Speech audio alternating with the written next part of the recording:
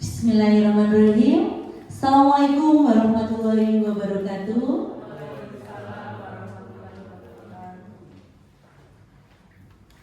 Untuk Bapak Ibu yang beragama lain, saya ucapkan selamat pagi, salam sejahtera bagi kita semuanya. Di sini saya akan mendiseminasi tentang budaya positif, yaitu ada di modul 1.4 di pendidikan calon guru penggerak. Yang pertama yaitu perubahan paradigma belajar. Di sini bahwa pembelajaran sekarang berpihak pada murid, yaitu sesuai dengan kodratnya. Kodrat itu yaitu kodrat alam dan kodrat zaman. Kodrat alam itu kita ketahui, misalnya anak-anak di gunung dengan anak-anak di laut itu pembelajarannya berbeda.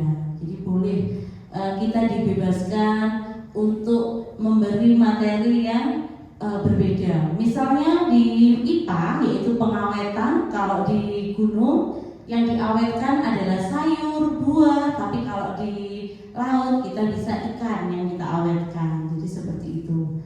Kemudian untuk kodrat zaman kita harus pembelajarannya sesuai dengan zamannya. Zamannya berbeda dengan zaman kita yang dulu. Kalau sekarang sudah IT, maka pembelajaran kita juga harus ada IT-nya kayak gitu. Sekarang anak-anak games, maka gimana kita juga membuat pembelajaran dengan menggunakan berbasis game juga boleh. Jadi seperti itu. Dengan karakter profil pelajar Pancasila ya, di sini yang pertama beriman, bertakwa kepada Tuhan Yang Maha Esa, berakhlak mulia, kebinekaan global, kreatif, gotong royong, mandiri dan bernalar kritis. Ini Bapak Ibu semuanya udah hebat-hebat semua. Nah, di sini disiplin positif itu adalah penerapan disiplin untuk menumbuhkan kesadaran diri berdasarkan nilai-nilai kebajikan dengan memanfaatkan motivasi internal bukan motivasi eksternal. Nah, penghargaan atau hukuman. Jadi nilai-nilai kebajikan itu adalah nilai-nilai kebaikan.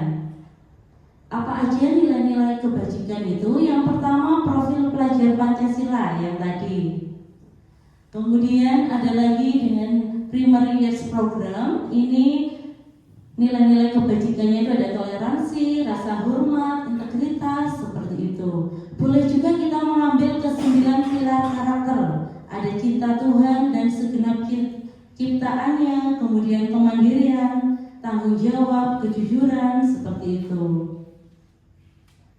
Nilai-nilai juga ada di ini, petunjuk seumur hidup dan keterampilan hidup dapat dipercaya, pendengar yang baik. Kemudian yang proyek nilai-nilai kebajikan ada peduli, keberanian, rajin, integritas, seperti itu. Jadi bersumber dari nilai-nilai kebajikan. Jadi banyak sekali nilai-nilai kebajikan yang bisa Bapak Ibu pilih. Ini motivasi perilaku manusia. Nah, motivasi perilaku manusia itu yang pertama menghindari ketidaknyamanan atau hukuman. Yang kedua untuk mendapatkan imbalan atau penghargaan dari orang lain. Yang ketiga untuk menjadi orang yang mereka inginkan dan menghargai sendiri dengan nilai-nilai yang mereka percaya. Jadi di sini mungkin kita juga, karena saya di modul ini banyak sekali tertampar ya. Ternyata banyak sekali hal yang saya lakukan masih salah. Nah, itu banyak sekali. Jadi motivasi ada 3. Yang pertama hukuman, yang kedua penghargaan, yang ketiga yaitu menjadi orang yang diinginkan dan menghargai diri sendiri. Oke, kita ke hukuman dulu. Jadi motivasi perilaku manusia untuk menghindari ketidaknyamanan atau hukuman. Ini adalah tingkatan motivasi perilaku manusia yang terendah. Nah, contohnya kalau siswa mengerjakan PR itu supaya nggak dihukum. Nah, ternyata itu motivasinya rendah. Siswa tidak memakai atribut supaya tidak dihukum. Jadi kalau kita melakukan sesuatu supaya nggak dihukum, itu motivasi yang terendah. Kemudian yang kedua, motivasi untuk mendapatkan imbalan atau penghargaan dari orang lain. Satu tingkat di atas motivasi pertama, di sini orang berperilaku supaya mendapatkan imbalan atau penghargaan dari orang lain. Jadi saya mengerjakan PR supaya dapat hadiah, misalnya seperti itu. Saya melakukan hal-hal yang lain supaya diberi reward, itu kayak seperti itu. Dan motivasi ini bersifat eksternal, sama dengan hukuman. Nah, yang diharapkan itu yang ketiga, yaitu motivasi untuk menjadi orang yang mereka inginkan dan menghargai diri sendiri dengan nilai-nilai yang mereka percaya. Jadi motivasi ini akan menjadi orang yang seperti apabila melakukannya mereka tahu, saya kalau mengerjakan PR maka membuat saya pintar. Jadi benar-benar dari dalam dirinya sendiri itu. Ini yang paling bagus seperti ini. Jadi mereka sudah sadar apa yang mereka lakukan itu untuk dirinya sendiri, untuk kebaikan mereka sendiri. Jadi ini motivasi yang bersifat internal, bukan eksternal. Oke, ada 3 kebutuhan dasar manusia. Yang pertama, ada 5 ya, ada 5 kebutuhan dasar manusia. Yang pertama adalah bertahan hidup, kemudian kasih sayang dan rasa diterima. Yang ketiga, penguasaan. Yang keempat, kesenangan.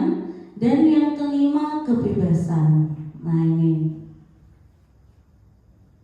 Yang pertama yaitu bertahan hidup. Jadi ternyata kebutuhan ini bersifat fisiologis, misalnya kesehatan, rumah, makan. Ini kebutuhan biologis ini sebagai proses reproduksi. Jadi kalau contohnya Doni, ini ada pertanyaan waktu itu, Doni ini mengambil makanan temannya,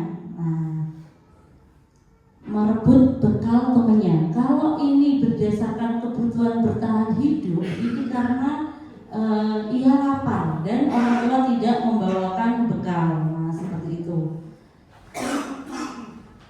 Yang kedua, kasih sayang dan rasa diterima.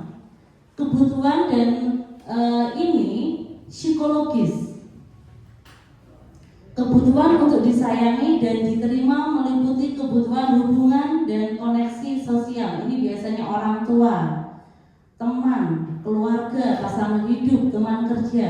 Jadi kalau apabila anak-anak tidak terpenuhi kebutuhan ini, maka anak-anak juga akan menyimpang. Kemudian penguasaan, yaitu kebutuhan berhubungan dengan kekuatan untuk mencapai sesuatu, menjadi kompeten, menjadi terampil, seperti itu, dan diakui atas prestasinya. Jadi ada juga kebutuhan bahwa saya ini berkuasa, saya ini terampil, saya ini juga prestasi. Itu juga adanya kebutuhan pengakuan atas kemampuan. Kemudian ada kebebasan. Kebutuhan untuk bebas adalah kebutuhan akan kemandirian, otonomi, memiliki pilihan, dan mampu mengendalikan arah hidup seseorang. Kemudian anak-anak yang berkebutuhan kebebasan tinggi menginginkan pilihan. Jadi ternyata anak-anak kadang kita 1 jam pertama sampai jam ke-10 itu anak-anak boring. Ternyata mereka itu juga ingin bebas, melihat keluar itu. Jadi mereka ingin ada bebas yang ingin mereka rasakan. Kemarin saya juga sempat di SMA ada dari UNED itu bahwa dinding kelas itu ada berapa Bapak Ibu? 4 sisi, 1 sisi, 2 sisi, 3 sisi, ada berapa sisi? 4. Jawabannya ada 3 sisi. Sisi yang satu itu harus tembus dengan dunia luar. Jadi boleh pembelajaran keluar itu boleh sekali. Jadi monggo Bapak Ibu, kalau apalagi ini sudah jam ke-7, 8, 9, 10 Bapak Ibu mau pembelajaran di luar boleh, selama tidak ada olahraga ya. Nah ini, jadi misalnya mau ada kegiatan monggo. Alhamdulillah sekarang sudah nggak panas lagi untuk jam-jam siang. Kemudian yang terakhir yaitu kebutuhan untuk merasa senang. Nah ini, kebutuhan akan kesenangan adalah kebutuhan untuk mencari kesenangan seperti bermain dan tertawa. Jadi anak-anak juga butuh kesenangan. Nah ini jadi ada 5 yang tadi bertahan hidup. Kemudian yang kedua adalah apa tadi? Ada penguasaan, kemudian ada kesenangan, kemudian ada kebebasan, dan yang terakhir tadi apa tadi? Kebutuhan ada akan kasih sayang.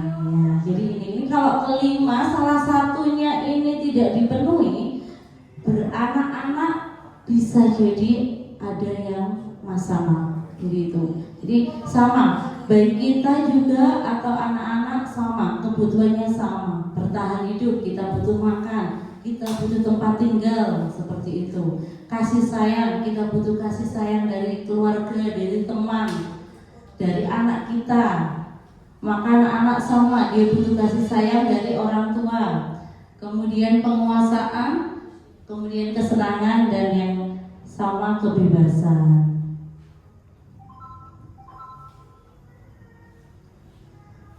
Ini ada 5 posisi kontrol. Ini yang saya merasa tertampar di sini.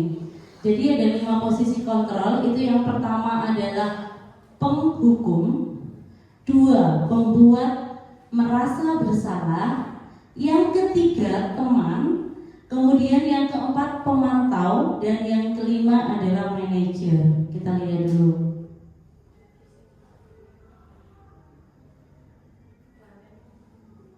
Penghukum. Seorang penghukum bisa menggunakan hukuman fisik maupun verbal. Kemudian orang-orang yang menjalani posisi penghukum senantiasa mengatakan bahwa sekolah memerlukan sistem atau alat yang dapat menekan murid lebih dalam lagi. Biasanya kamu salah, kemudian patuhi aturan saya, kayak gitu. Ini penghukum. Nanti Bapak Ibu bisa review sendiri kira-kira posisi saya ada di mana. Dan ini saya juga saya juga nggak yang bagus ternyata. Nah, pembuat merasa bersalah. Pada posisi ini biasanya guru akan bersuara lebih lembut. Pembuat rasa bersalah akan menggunakan keheningan yang membuat orang lain merasa tidak nyaman, bersalah, atau rendah diri. Nah, ibu sangat kecewa sekali dengan kamu. Gimana kalau orang tua kamu tahu kamu berbuat begini? Nah, ini salah satunya saya kayak gini.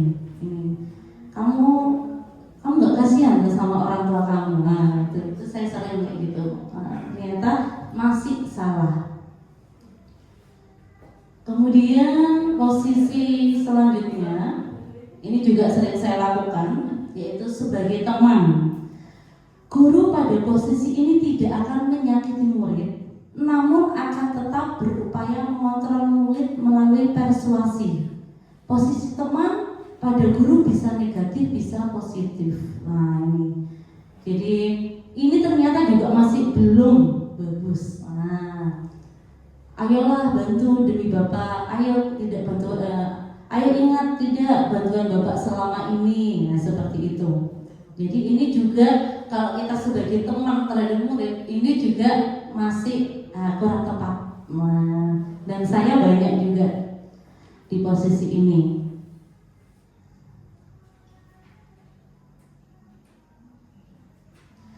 Kemudian yang keempat adalah posisi pemantau, memantau atau mengawasi. Pada saat kita mengawasi, kita bertanggung jawab atas perilaku orang-orang yang kita awasi. Jadi posisi pemantau berdasarkan pada peraturan-peraturan dan konsekuensi. Dengan menggunakan sanksi atau konsekuensi, kita dapat memisahkan hubungan pribadi dengan murid, biasanya apa namanya, ayo sanksi atau konsekuensinya apa, seperti itu. Apa peraturannya, itu pemantau. Ini ya, ini sudah mulai bagus pemantau. Dan yang terakhir, yang paling bagus adalah posisinya namanya manajer. Posisi ini di mana guru berbuat sesuatu bersama dengan murid, mempersilahkan murid mempertanggungjawabkan perilakunya, mendukung murid agar dapat menemukan solusi atas permasalahannya sendiri. Nah, jadi biasanya manajer ini melakukan namanya restitusi nanti kita ya. Jadi dan teman-teman saya juga banyak yang ternyata posisinya itu masih sama dengan saya. Ada yang menghukum, ada yang teman, ada yang membuat merasa bersalah gitu. Ada juga yang sudah pemantau tapi hanya sedikit gitu. Jadi tidak apa ya, kita belajar bersama di sini. Dan posisi ini boleh tidak berlaku pada kasus-kasus besar. Contoh narkoba, Bapak Ibu tidak apa-apa. Kalau tidak manajer itu tidak apa-apa. Misalnya pembuat rasa bersalah atau ini tidak apa-apa. Jadi ini hanya khusus kasus-kasus yang terlambat, tidak memakai atribut lengkap seperti itu. Jadi kasus-kasus yang umum. Tapi kalau kasus besar, monggo Bapak Ibu.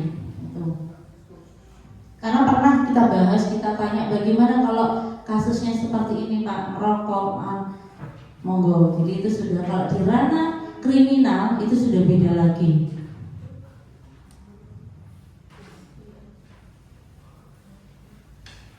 Ini 5 posisi kontrol ya. Jadi kalau menghukum itu biasanya menghardik. Nah, hasilnya siswa itu biasanya memberontak, pendendam, menyalahkan orang lain. Kemudian membuat merasa bersalah itu biasanya berceramah. Guru yang dilakukan gurunya biasanya dia menyembunyikan, menyangkal gitu. Kemudian kalau teman biasanya anak ketergantungan, gampang sebagai teman gitu. Kalau pemantau biasanya menyesuaikan bila diawasi. Nah, kalau manajer ini berarti anak ini sudah dari internal, dari dalam diri bahwa dia menyadari. Jadi apa yang dia ini, jadi kemudian kalau kamu meyakininya, maukah kamu memperbaiki gitu. Jadi emang benar-benar yang kesalahan-kesalahan yang nggak fatal ya. Itu jadi posisi yang paling baik adalah manajer. Ini ada kasus Bapak Ibu, kira-kira nih, Ibu Dani sedang menjelaskan pelajaran bahasa Inggris di papan tulis. Namun beliau memperhatikan bahwa Fajar malah tidur-tiduran dan tampak acuh tak acuh pada pelajarannya.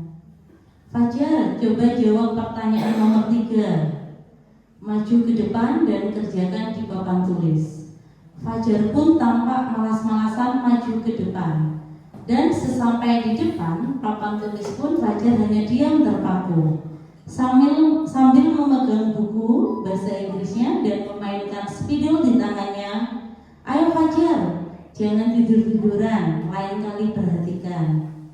Kemudian sudah sana duduk kembali, kira-kira siapa yang bisa gitu. Fajar kembali duduk di bangkunya. Hal seperti itu sudah sering terjadi pada Fajar. Tidak memperhatikan, acuh tak acuh, dan nilai-nilainya tidak terlalu baik untuk pelajaran bahasa Inggris. Pada saat ditegur oleh Ibu Dani, Fajar hanya menjawab, tidak tahu Bu. Ibu Dani pun menjawab diri, gimana kamu Fajar, kamu tidak kasihan sama ibu ya?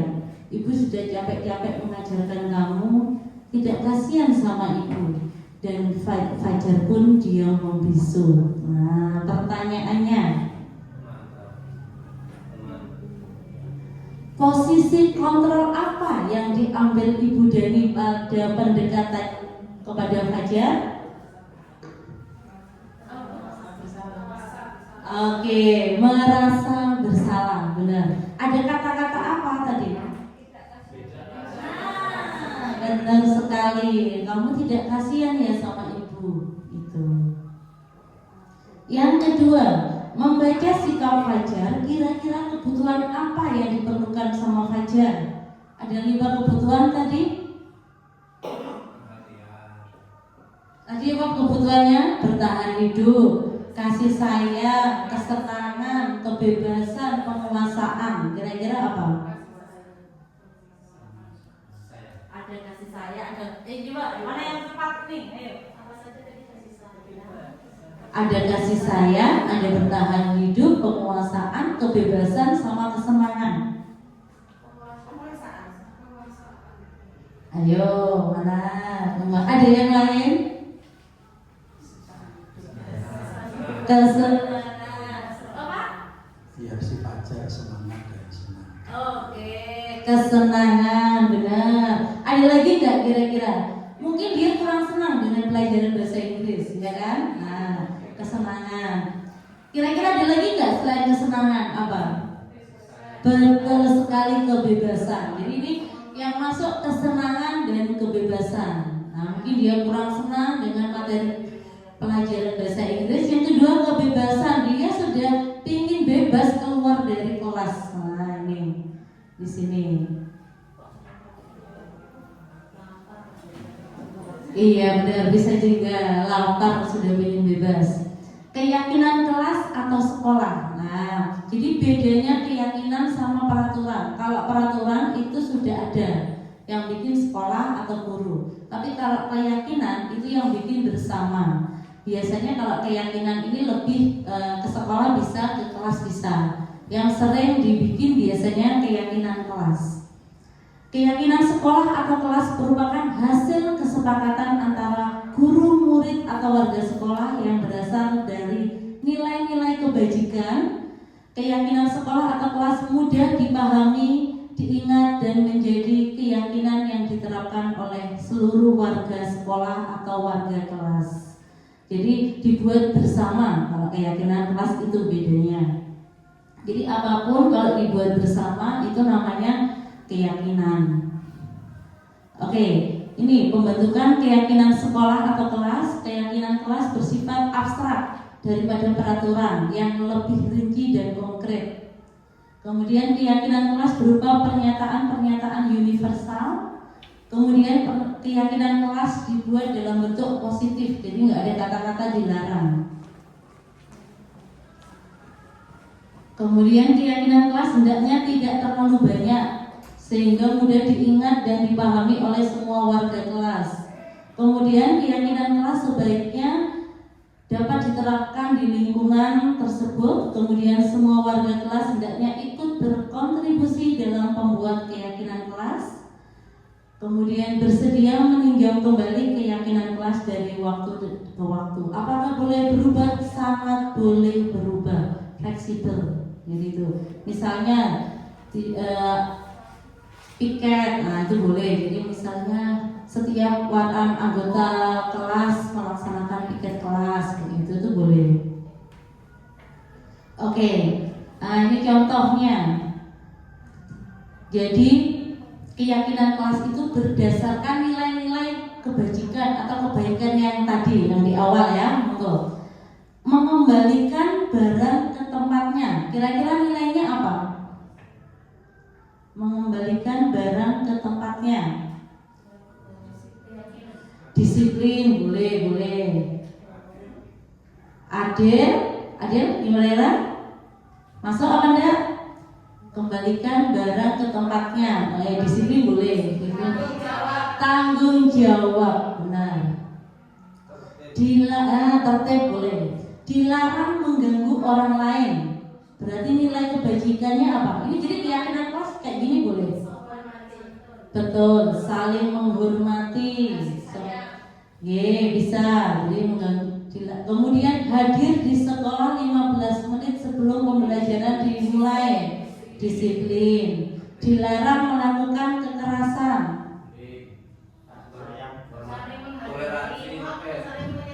Oke, saling menyayangi, saling menghormati, saling toleransi boleh. dilarang menggunakan narkoba. Apa?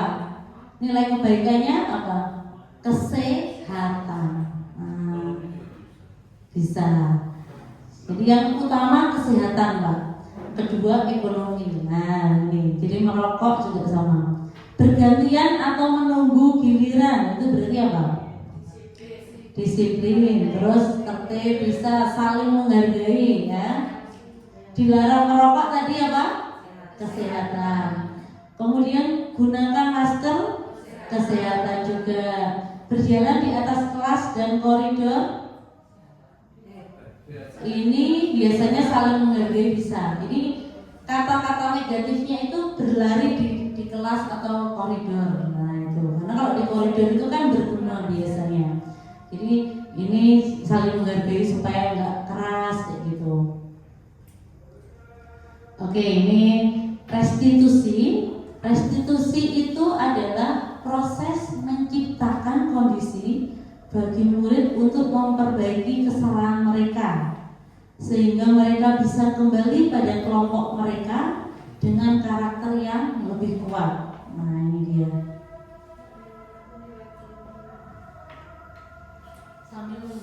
Sambil nunggu azan ya, ini monggo di ini dulu.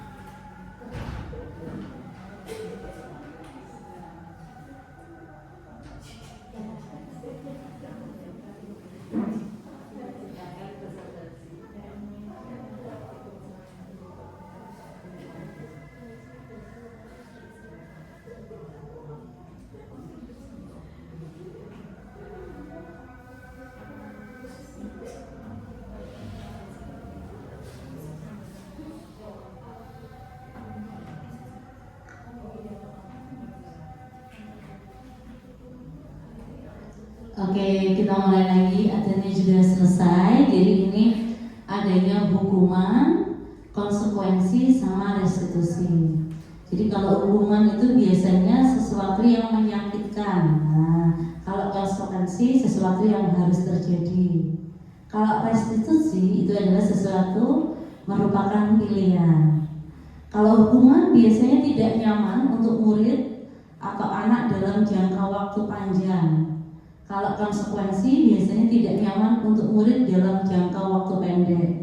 Kalau restitusi menguatkan untuk murid atau anak dalam jangka waktu panjang. Kemudian kalau hukuman, korban mendapatkan keadilan. Kalau konsekuensi itu biasanya korban bisa diabaikan. Kalau restitusi itu korban mendapatkan ganti. Kalau hukuman, anak akan tersakiti. Kalau konsekuensi, murid atau anak dibuat tidak nyaman. Kalau restitusi, murid atau anak mendapatkan penguatan. Ini. Kemudian kalau hukuman, perilakunya pasif agresif meningkat, konsekuensinya itu penguatan hanya bertahan dalam jangka waktu pendek. Kalau restitusi, masalah terpecahkan. Kemudian kalau hukuman, sistem tidak akan berjalan bila murid tidak takut. Kalau konsekuensi, memerlukan monitoring dan supervisi terus-menerus dari guru. Restitusi, murid belajar bertanggung jawab untuk perilakunya. Kemudian berlaku pada sebuah institusi, jadi tidak berlanjut pada kehidupan nyata. Konsekuensinya membantu penerapan mengikuti peraturan dalam masyarakat. Kalau restitusi fokus pada pemecahan masalah dalam jangka waktu panjang. Kemudian untuk biasanya peraturannya adalah kamu harus. Nah, jadi kalau hukuman itu saklek ya.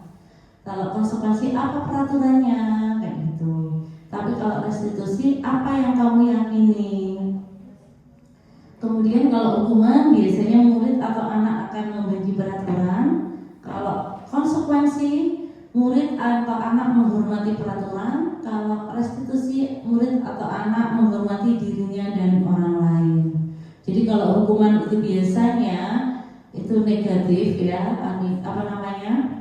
Ini kalau konsekuensi netral, kalau restitusi itu positif. Nah ini coba saya minta tolong dibacakan, nah supaya aktif ini. Yuk Pak Anam, yang pertama. Jawabnya bareng-bareng. Mencatat 100 kali di dalam buku kalimat, saya tidak akan terlambat lagi karena terlambat ke sekolah. Hukuman atau restitusi? Hukuman. Hukuman atau konsekuensi? Yang benar adalah mencatat 100 kali. Hukuman. Dan adalah kemudian coba Bayu. Lari mengelilingi lapangan basket 2 kali karena terlambat hadir di sekolah. Jawabnya adalah Hukuman. hukuman. Tahu nggak kenapa hukuman? Tugasnya apa namanya? Dia kesalahannya terlambat. Tapi apa? Hukumannya adalah mengelilingi lapangan. Kan nggak nyambung. Fisik hukuman. Yang ketiga, membersihkan coretan yang dibuatnya di meja tulis. Konsekuensi. benar konsekuensi. Jadi kalau anak-anak nyoret-nyoret meja ya konsekuensinya harus membersihkan meja. Oke. Murid diminta untuk push up 15 kali karena tidak menggunakan masker ke sekolah. Hukuman. Betul. Nggak pakai masker kok hukumannya suruh menggantikan kertas tugas teman yang telah bicara-cara. konsekuensi. Benar. Konsekuensi sudah mulai benar. Berjemur di lapangan basket pukul 12 siang karena mengobrol dengan teman. Berarti hukuman. Dia ngobrol kok disuruh berjemur, itu hukuman. Murid diminta bertelanjang kaki sepanjang hari karena tidak menggunakan sepatu warna hitam. Hukuman. Oke. Murid diminta bertelanjang kaki sepanjang hari karena tidak menggunakan sepatu warna hitam sesuai peraturan kelasnya.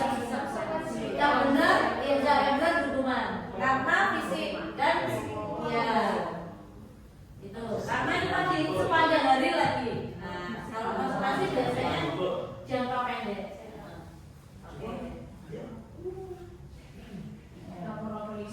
Duduk di bangku di pinggir lapangan pada jam istirahat, tidak diizinkan bermain oleh guru piket karena mencederai teman saat bermain di lapangan. Konsekuensi. Duduk di bangku di pinggir lapangan pada saat jam istirahat, tidak diizinkan bermain oleh guru piket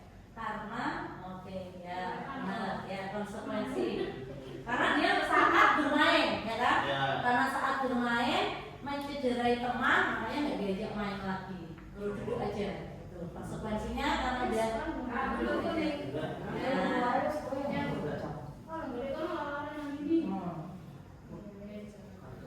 kemudian lanjut. Terlambat hadir di pembelajaran daring 15 menit dan diminta untuk tinggal 15 menit sesudah kelas, usai untuk membahas ketertinggalan pembelajaran. Konsekuensi. Oke, benar, konsekuensi. Jadi terlambat 15 menit, teman-temannya istirahat, dia disuruh 15 menit lagi ya. Konsekuensinya 15 menit lagi. Oke, lanjut. Konsekuensi. Lari mengelilingi lapangan basket 2 kali karena terlambat 10 menit untuk pelajaran PJOK. Hubungan atau konsekuensi? Konsekuensi. Benar, konsekuensi, betul. Pinter-pinter ini ya. Jadi lari mengelilingi lapangan basket 2 kali karena terlambat 10 menit pelajaran PJOK. Jadi kalau pelajaran PJOK telat gak apa-apa, lari lapangan, main basket gak apa-apa. Tapi kalau pelajaran kimia, pelajaran PKN yang lain disuruh lari itu gak nyambung. Lanjut. Membersihkan besi sekolah tanpa menggunakan pensil kawan. Hukuman.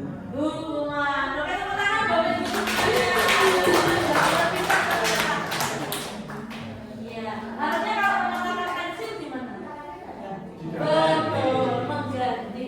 Itu harusnya mengganti. Jadi benar ya, jadi hebat-hebat semuanya Bapak Ibu sudah banyak benar semua. Jadi kalau mematahkan pensil ya, yang benar konsekuensinya harus mengganti, bukan membersihkan WC. Kalau dia misalnya anak-anak ini mengotori WC, konsekuensinya membersihkan WC itu benar. Jadi seperti itu. Jadi konsekuensi itu apa yang dia lakukan itu yang harus dia perbaiki. Tapi kalau hukuman biasanya melenceng dari yang dia kesalahannya gitu. Oke, jadi ini yang terakhir yaitu segitiga namanya restitusi. Nah, apa sih segitiga restitusi? Mungkin Bapak Ibu ada yang sudah tahu atau ada yang belum tahu. Seperti saya tahunya ya waktu pendidikan guru penggerak ini. Jadi segitiga restitusi ini, kalau restitusi tadi kan ini ya, proses menciptakan kondisi bagi murid untuk memperbaiki kesalahan mereka sehingga mereka bisa kembali pada kelompok mereka dengan karakter yang lebih kuat. Itu restitusi.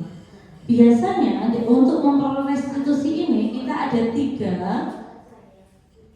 Makanya namanya segitiga restitusi. Nah, ini dia. Ini misalnya yang pertama yaitu menanyakan keyakinan. Menanyakan keyakinan ini biasanya nilai-nilai apa yang telah kamu sepakati. Kamu ingin menjadi orang seperti apa? Kemudian ada lagi menstabilkan identitas dan validasi kebutuhan. Nah, jadi setiap orang pasti kalau menstabilkan identitas itu, mohon maaf, yang pertama menstabilkan identitas, validasi kebutuhan, kemudian menanyakan keyakinan. Setiap orang pasti pernah melakukan kesalahan. Nah, kamu bukan orang satu-satunya yang pernah melakukan ini. Adakah cara yang lebih efektif untuk mendapatkan atau apa yang kamu butuhkan? Kamu tentu punya alasan untuk melakukan hal ini, gitu. Jadi untuk mencapai restitusi itu biasanya kita ada 3 ya, menstabilkan identitas, validitas kebutuhan, menanyakan keyakinan. Jadi biasanya bahwa semua orang itu pernah punya salah, nggak ada kan orang yang nggak punya salah, pasti semuanya pernah punya salah. Kemudian validasi kebutuhan itu kamu itu bisa kok lebih buruk sebenarnya, tapi kamu nggak kamu lakukan, itu juga bisa. Baru kita keyakinan. Mas kayaknya kurang besar kan? Ini salah satu contoh ya Bapak Ibu.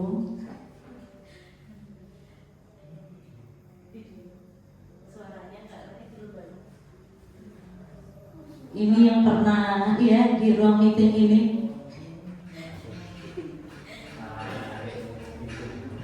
Ini anak yang menyontek ketemu dengan siswanya dan dilaporkan ke guru. Orang keras ya.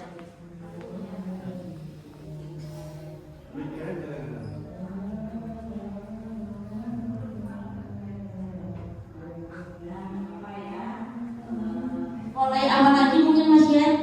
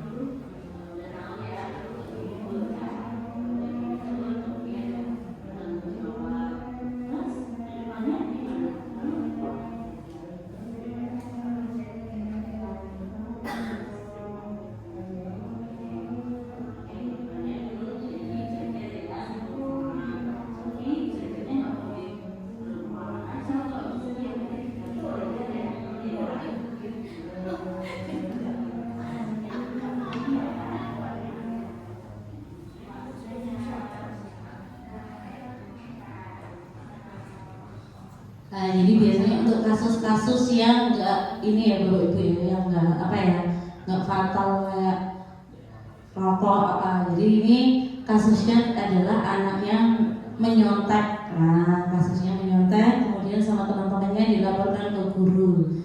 Jadi pada saat yang pertama apa, misalnya semua ditanya dulu kenapa gitu. Kemudian kalau dia sudah jawab misalnya kalau menyontek Bu, oh ya setiap orang itu punya salah gitu.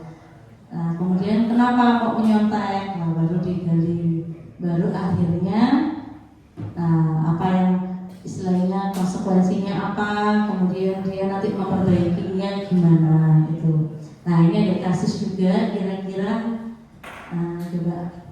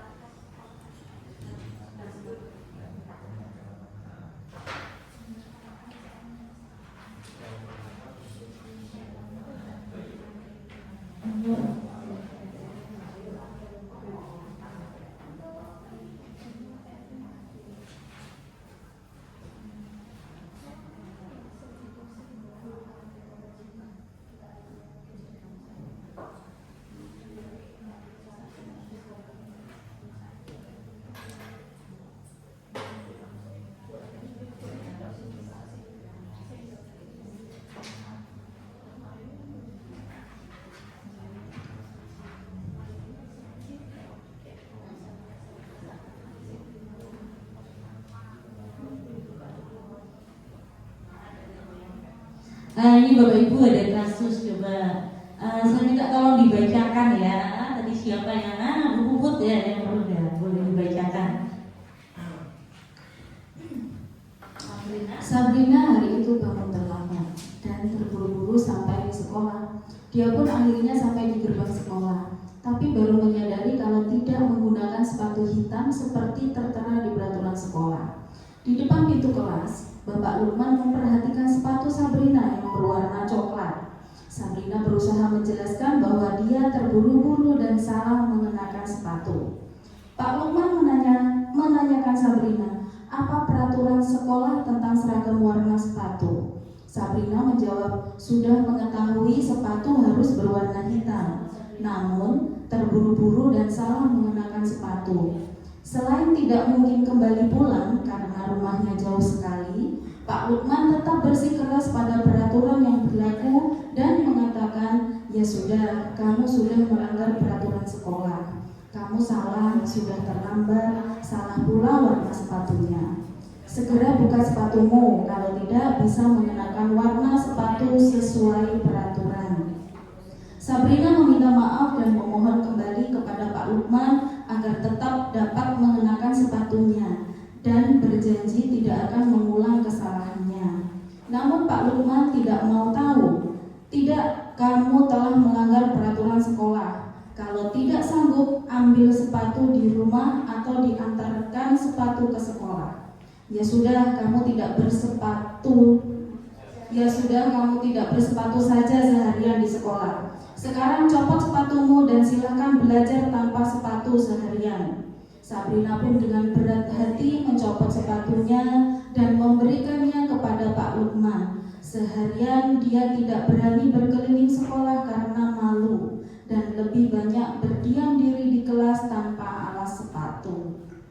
Oke, itu ya. Jadi ada kasus Sabrina terlambat dan tidak memakai atribut. Kira-kira yang dilakukan Pak Lukman ini apa? Posisinya apa? Sebagai apa? Kontrol penghukum. Oke. Karena sampai apa Sabrina membuat ini ya malu ya. Nah ini ya.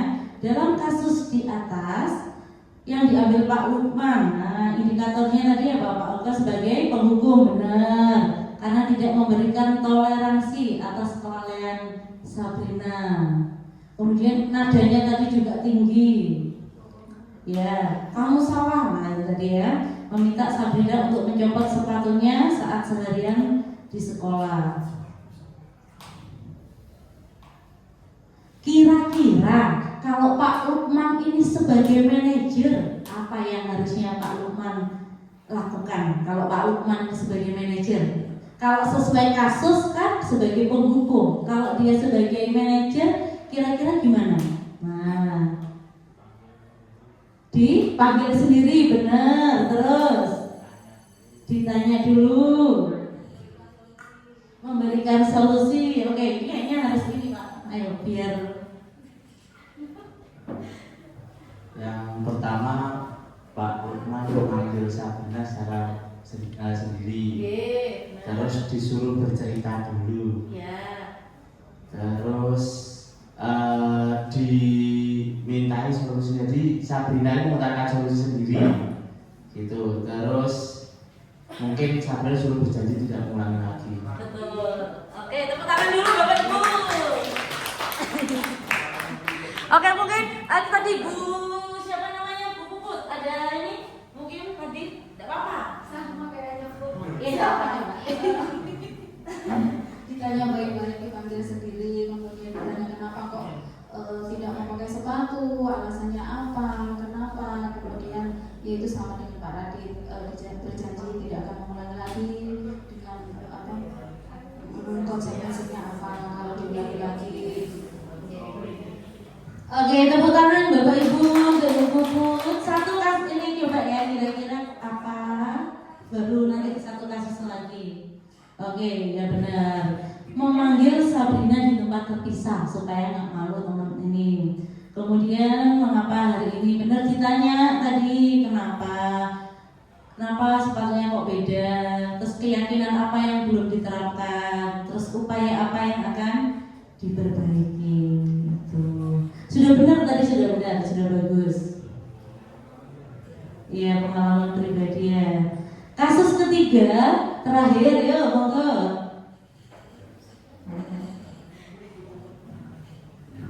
Kasus terakhir yuk.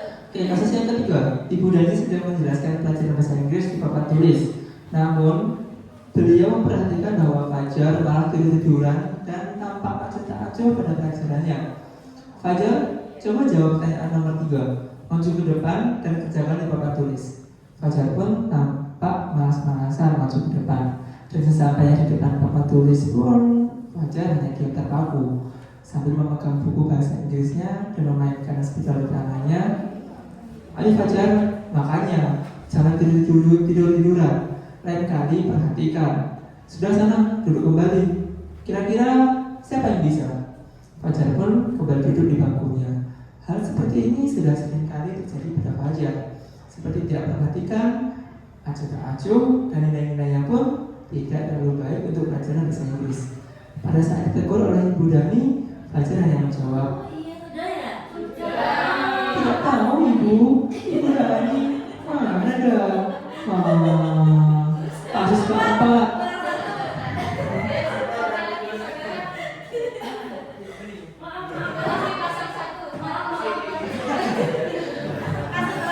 Kurang panjang lah Bu. Kasus yang keempat, Anto dan Dino sedang bermain bersama di lapangan basket dan tiba-tiba terlibat dalam sebuah pertengkaran adu mulut. Dino pun menjadi emosi dan mengadakan kontak fisik, menarik kemeja Anto dengan kasar sampai 3 kancingnya terlepas. Pada saat itu guru piket langsung melerai mereka dan membawa mereka ke ruang kepala sekolah. Ibu Suti sebagai kepala sekolah berupaya menenangkan keduanya, terutama Dino. Dino, sepertinya kamu saat ini sedang marah sekali. Mendengar itu, Dino pun mengalir bercerita tentang kesalahan hatinya. Ibu Suti pun melanjutkan bahwa membuat kesalahan adalah hal yang manusiawi dan bahwa mempertahankan diri adalah hal yang penting. Namun, meminta Dino memikirkan cara lain yang mungkin lebih efektif, karena saat ini Dino berada di ruang kepala sekolah. Ibu Suti melanjutkan bertanya tentang keyakinan sekolah yang disepakati, serta apakah Dino bersedia memperbaiki kesalahan yang telah dilakukan terhadap Anto. Dino pun akhirnya perlahan mengangguk. Kemudian Ibu Suti balik bertanya kepada Anto, hal apa yang bisa dilakukan Dino untuk memperbaiki masalah? Anto menjawab, saya perlu kancing saya diperbaiki Bu. Ibu saya akan sangat marah kalau melihat kancing baju saya sampai copot 3 kancing begini. Ibu Suti pun kembali bertanya kepada Dino, apakah yang akan dilakukan untuk mengganti 3 kancing Anto yang terlepas. Dino berpikir sejenak, namun menjawab, wah, tidak tahu Bu. Saya lihat kembali mungkin ya Bu. Ibu Suti berpikir sebentar dan menanggapi, kalau dilem akan sudah terlepas kembali Dino. Bagaimana kalau kamu menjahitkan saja? Bersediakah kamu? Dino tampak ragu dan menanggapi, menjahit. Mana saya tahu bagaimana menjahit Bu. Ibu Suti meneruskan, apa kamu bersedia belajar menjahit? Dino berpikir sejenak, memandang kemeja Anto dan menanggapi, yang mengajari saya siapa Bu? Dengan cepat Ibu Suti menjawab, oh Pak Irfan, guru tata busana. Dino kembali diam sejenak, memandang kemeja Anto yang tanpa kancing. Akhirnya Dino mengangguk, tanda menyetujui, dan sepanjang siang itu Dino belajar menjahit dan perbaiki kemeja Anto. Terakhir kali terlihat kedua anak laki-laki tersebut, Dino dan Anto, pada jam pulang sekolah. Mereka sudah bercengkrama dan bersindah gurau kembali.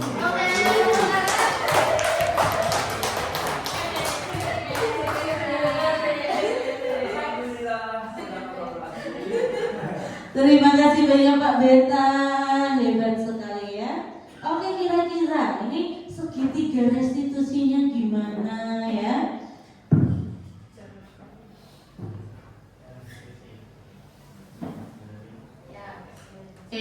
Yang pertama, kira-kira posisinya Bu siapa namanya? Bu Suti sebagai apa? Penghukum, pembuat rasa bersalah, teman, pemantau, atau manajer? Manajer, sudah tahu ya tadi ya. Iya. Sebagai manajernya itu yang mana kira-kira? Mendengarkan kemudian memberikan solusi. Ayo, Bu Suti menjadi manajer itu gimana?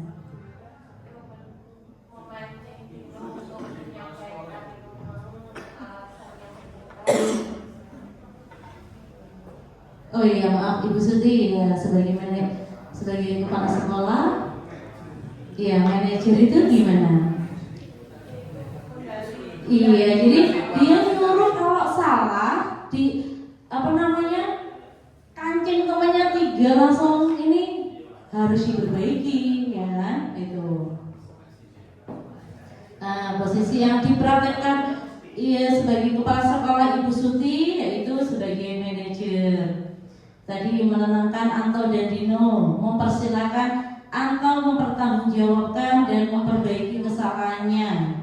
Kemudian berkolaborasi untuk memberikan solusi terhadap kesalahan yang telah dilakukan. Dan akhirnya tadi sudah bersendagurau kembali.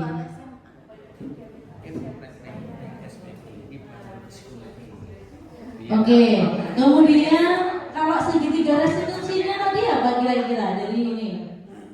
Segitiga restitusinya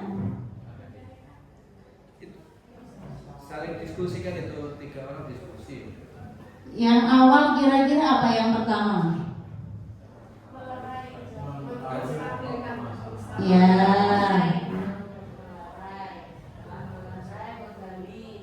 Ya, membawa mereka ke ruang kepala sekolah ya. Itu kan tidak supaya menenangkan keduanya. Nah, jadi kalau di depan teman-temannya mereka mungkin malu, kayak gitu.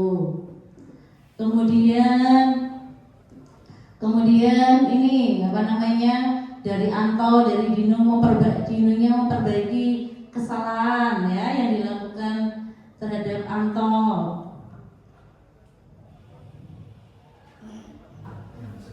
Ya. Kemudian menggantikan 3 kancing itu juga. Jadi belajar menjahit. Nah, jadi kamu harus konsekuensi. Kalau kamu matakan ya kamu harus jahit gitu. Dan hari itu juga kayak gitu. Bertanggung jawab.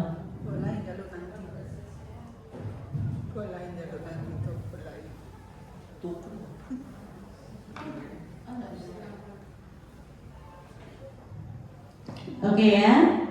Jadi yang kontrolnya tadi sebagai manajer untuk Ibu Suti. Kemudian dalam kasus ini Dino dikuatkan, bagaimana Anto dikuatkan. Nah ini dia. Jadi restitusinya ini dikuatkan, tahap restitusi menstabilkan identitas, mengatakan kepada Dino dan Anto bahwa membuat kesalahan adalah hal yang manusiawi yang tadi. Kemudian mempertahankan diri adalah hal yang penting gitu.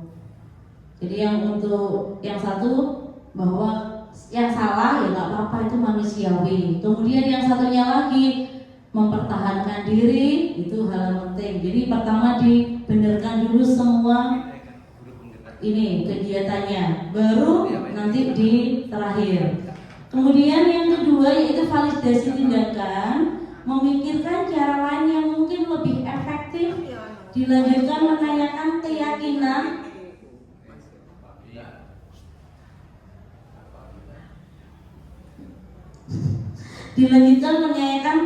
apakah Dino bersedia memperbaiki kesalahan yang telah dilakukan terhadap Anto dan memberikan saran saat Anto merasa bingung.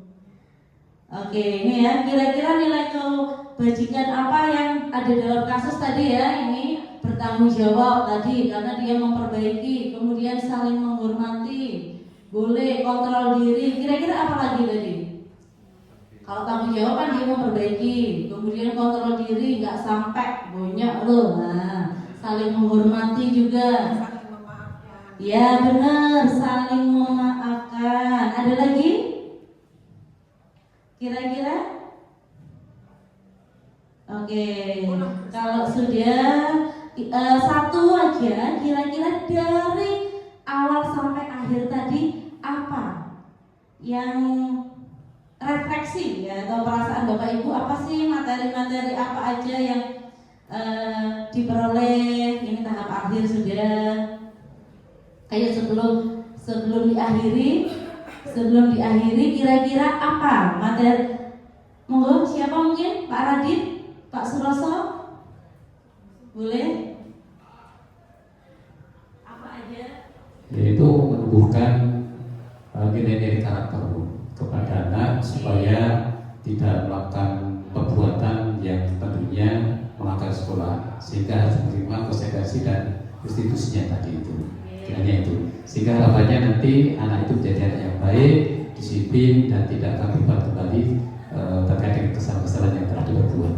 Oke. Tepuk tangan untuk Pak Suroso tentang restitusi ya. Kalau mau review dari awal tadi nggak apa-apa. Satu lagi sebelum diakhiri yuk, Bu Sulfa mungkin. Iya, Mungkin kalau menurut saya sebagai pendengar dari Bu Meta ini tadi, saya sebagai guru, terutama khususnya guru BK, mengetahui mana konsekuensi hukuman dan Motivasi. restitusi. Jadi mungkin kita bisa mereview kembali apa yang kita lakukan terhadap murid-murid kita untuk pembelajaran lebih baik ke depannya. Bagaimana mendidik anak dengan berfokus pada anak itu sendiri, tidak berfokus pada hukuman. Itu mungkin. Terima kasih Bu Sulfa, tepuk tangannya untuk Bu Sulfa, dan sekali lagi tepuk tangan untuk Bapak Ibu semuanya. Di sini saya juga masih belajar. Jadi pada saat modul ini banyak sekali kesalahan-kesalahan saya, posisi saya, kemudian belum yang mungkin hukuman, restitusi itu yang pernah saya lakukan terhadap anak-anak. Jadi di sini kita semuanya belajar ya Bapak Ibu, karena belajar itu adalah sepanjang hayat. Kita sebagai pembelajar sepanjang hayat. Jadi belajar tidak mengenal usia. Oke, demikian untuk acara hari ini Bapak Ibu. Kurang lebihnya saya mohon maaf. Saya akhiri. Wassalamualaikum warahmatullahi wabarakatuh. Terima kasih banyak Bapak Ibu semuanya.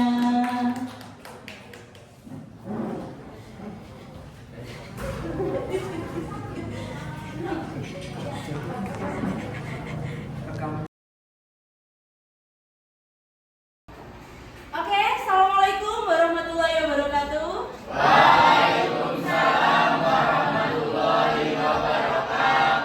Untuk yang beragama lain, saya ucapkan selamat pagi, salam sejahtera bagi kita semuanya.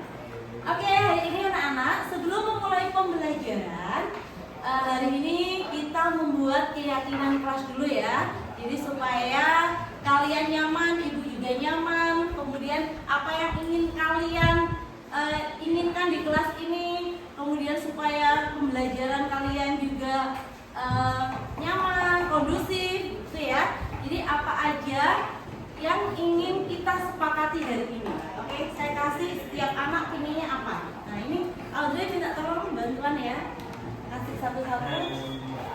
Obet ini kan dibantu juga.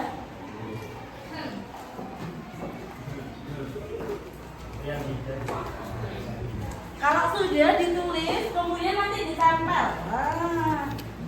Ditempel.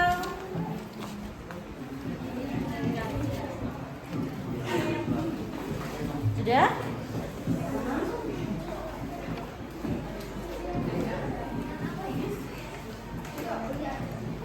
Nanti tempelnya di sini. Nah, di sini di tengah. Ada yang belum? Ayo ditulis, inginnya apa?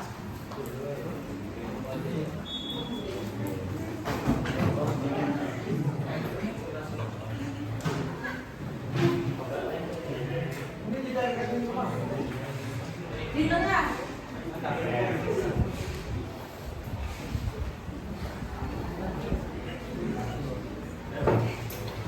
Nanti yang sudah boleh ditempel di sini ya. Oke.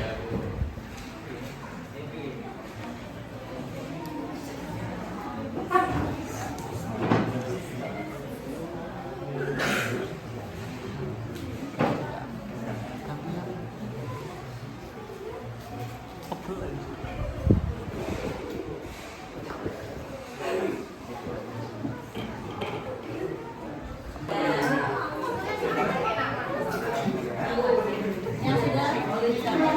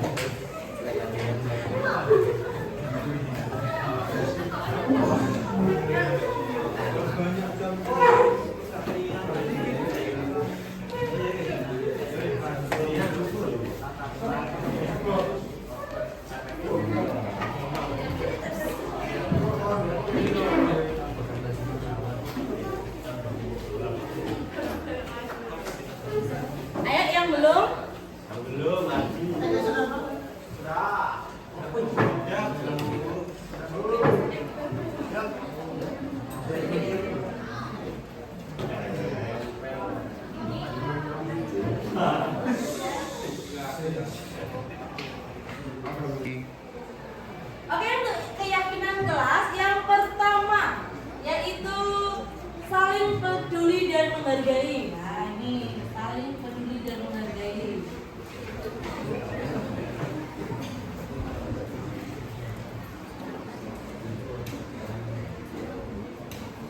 Oke, yang kedua jujur. Nah, ini dalam ruangan.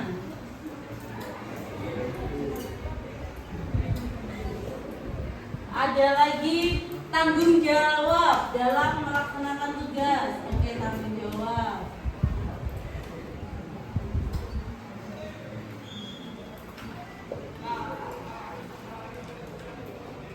Kelas selalu bersih. Nah, ini ada lagi.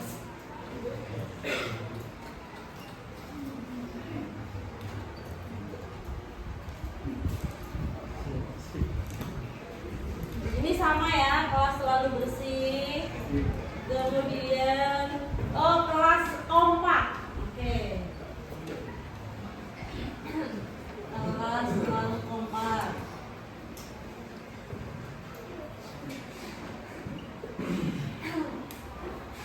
Kemudian tidak ramai saat jam pelajaran.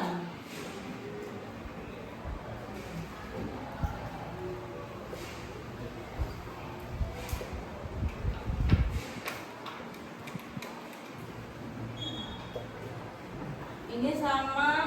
Tidak main HP saat pelajaran. Bagus sekali ini. Tidak main HP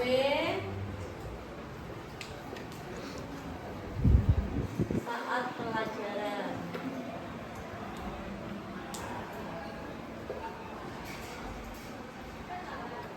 Ketertiban kelas. Oke.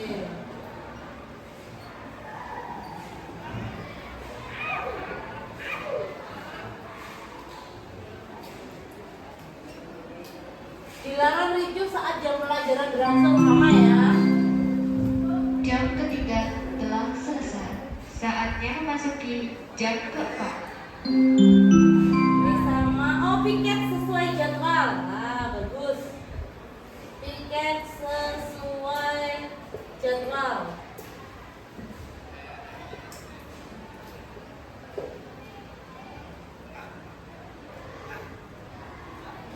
Izin jika keluar kelas. Oke.